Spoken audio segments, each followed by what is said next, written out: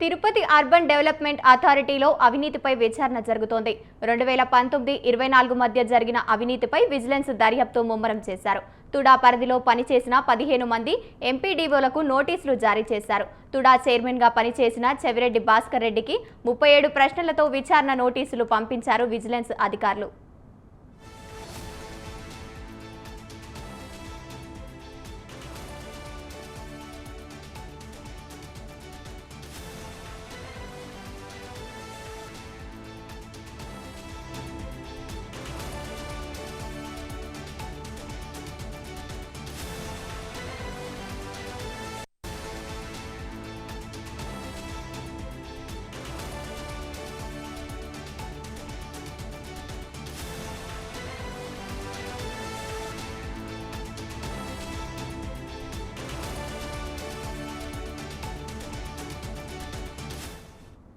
Tirupati urban development అథారిటీలో అవినీతిపై విచారణ జరుగుతోంది. 2019-24లో జరిగిన అవినీతిపై విజిలెన్స్ దర్యాప్తు ముమ్మరం చేశారు.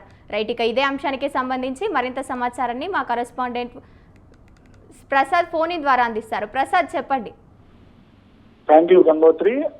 తిరుపతి పట్టణాభివృద్ధి సంస్థలో 2019-24 మధ్య కాలంలో భారీ అవినీతి చోటు చేసుకునిందని చెప్పి ఇప్పటికే రాష్ట్ర ప్రభుత్వానికి ఫిర్యాదులు అందాయి. ఈ నేపథ్యంలోనే విజిలెన్స్ అధికారులు విచారణను ముమ్మరం చేశారు. అయితే 2019-2024 మధ్య కాలంలో చంద్రగిరి మాజీ ఎమ్మెల్యే చెవిరెడ్డి భాస్కర్ రెడ్డి, అదేవిధంగా ఆ చెవిరెడ్డి భాస్కర్ రెడ్డి తనయుడు మోహిత్ రెడ్డి కూడా ఈ తుడాకు చైర్మన్ గా వ్యవహరించారు. వారి హయాంలోనే తుడాలో భారీ అవినీతి చోటు చేసుకుందని చెప్పి అయితే ఫిర్యాదులు అందాయి.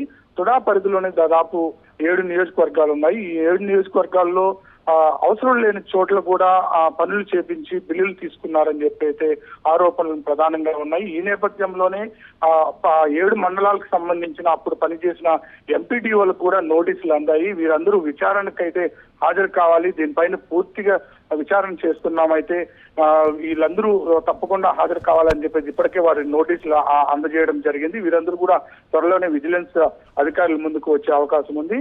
అయితే తుడా పరిధిలో తుమ్మలగుంట చెరువు గాని, అదేవిధంగా చంద్రగిరి నియోజకవర్గం, అదేవిధంగా తిరుపతి రూరల్, తిరుపతిలో అదేవిధంగా తుడా నిధులతో అనేక కార్యక్రమాలు చేశారు. వీటన్నిటిలోనూ భారీ అవినీతి చోటు చేసుకుంది. అయితే కూటమి ప్రభుత్వం ఏర్పాటు చేశారు. తర్వాత ఫిర్యాదులు అయితే అందాయి. ఈ నేపథ్యంలోనే ప్రభుత్వం విచారణకు అయితే ఆదేశించింది. ఏదేమైనప్పటికీ చెవిరెడ్డి, అతని కుమారుడు మోహిత్ రెడ్డి పైన విచారణ అయితే ముమ్మరంగా సాగుతోంది. Gangotri. Right, thank you Vishal.